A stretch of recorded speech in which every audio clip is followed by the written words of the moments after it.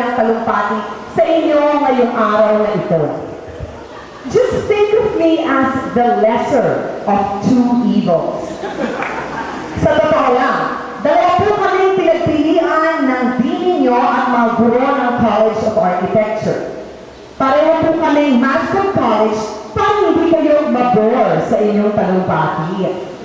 Ang pagkakaiba nga lang, yung isa, Mascot graduate ng Universidad ng Pilipinas. At yung isa naman, Mascot graduate ng Universidad ng Silaan o UE. Yung graduate ng UE ay naging beauty queen, habang yung graduate ng UP ay naging komedyante. Ilang buwan din nahirapan ng mga guro at dean sa deliberasyon at pagwawari-wari upang makapagbigay ng tamang desisyon. Hanggang tinanong ni Pinipining Vivian Tan sa Mascot graduate ng UE kung ano papel ang ginagampanan ng kanyang pamilya sa beauty contest na sinalihan niya. Dahil po sa sagot niya, nandito po ako ngayon.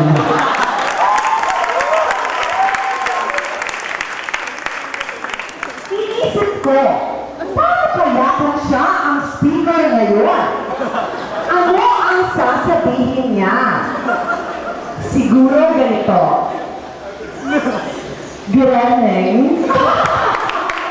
Oh my God! Good morning pala. I'm so sorry guys. I told you I'm so confident. Because I don't feel any pressure right now. Eto,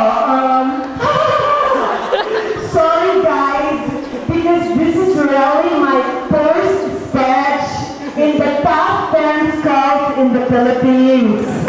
Oh, sorry, it's top school pala ito of the Philippines.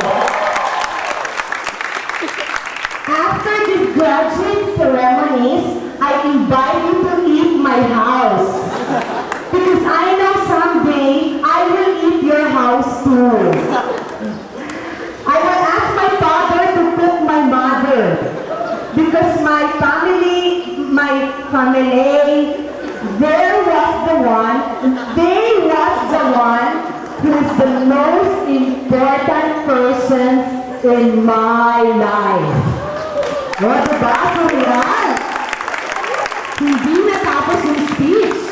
Parang Sagrada Pamilya ni Gaudi.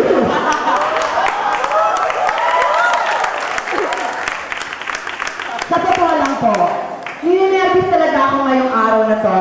Hindi po dahil ito ang aking first time na magtalumpati sa harap ng mga nakapagtapos sa UP.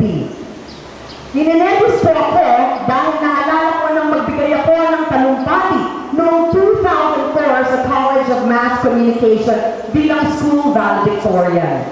Pagkatapos ng aking talumpati, hinagkan ako ng aking ina. Tinignan niya ako mabuti sa mukha, sabay tingin ng malalim sa aking mata at sabi, "Anak, may kulangot ka sa pisngi."